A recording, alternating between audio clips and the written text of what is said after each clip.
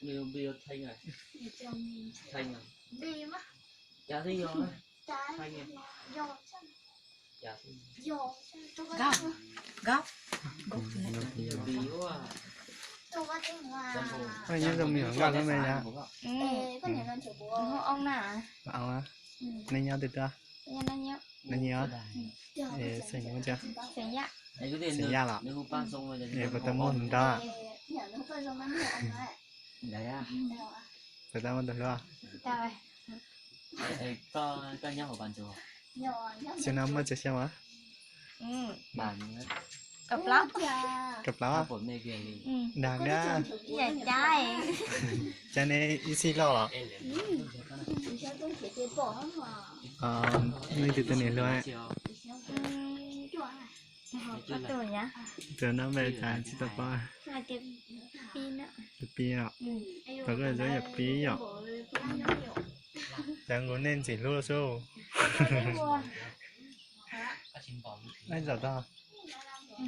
Giờ mà nên sáng cái bé ra mua tôi sợ nên là. Cái này tôi sợ từ từ á. Bây giờ nên chụp cái bé này đến tôi cái nó.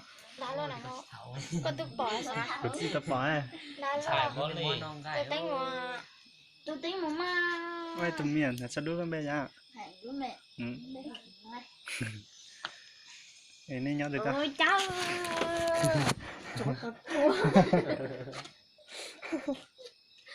Dạ.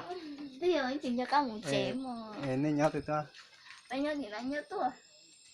Nè bé chả này. Bé hộp tệ. Xem nó mới chơi xem á. Cho nó chém một cục bé. Cà phê chưa lọ. Nhiều à? Bữa ta mua được luôn à? Mua hả? Mua lọ. Để một cả tháo cái số điện thoại.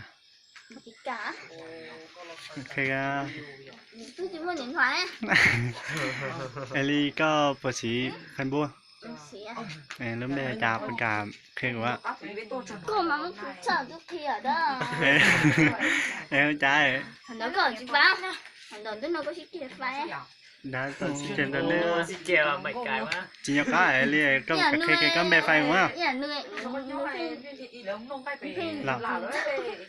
Jelly bơi cái cái chết của.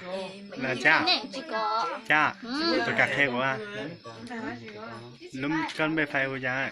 Bé phải cho cái tổng mới ra là. nhóc con hỏi răng ấy. Nhắc con hỏi răng. Nhóc con hỏi răng ấy. Đi quá chia cái tổng mới ra quá.